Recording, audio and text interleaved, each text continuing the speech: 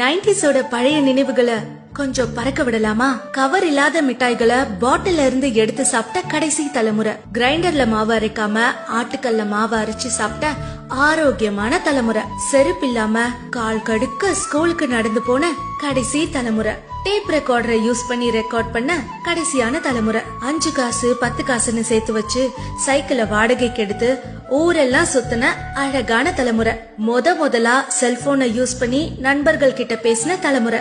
நாங்க வளரும் போது டெக்னாலஜியும் எங்க கூட சேர்ந்து வளர்ந்துகிட்டே தான் இருந்தது. ப்ரோ, டியூட், அங்கிள், ஆன்டின்னு அந்நியமா கூப்பிட்டவங்க இல்ல. நாங்க அத்தை, மாம, மச்சான்னு உரிமையோட பழகினவங்க. இப்ப மாதிரி கிரவுண்ட் எல்லாம் அப்ப கிடையாது. தெரு தான் எங்களோட கிரவுண்டே.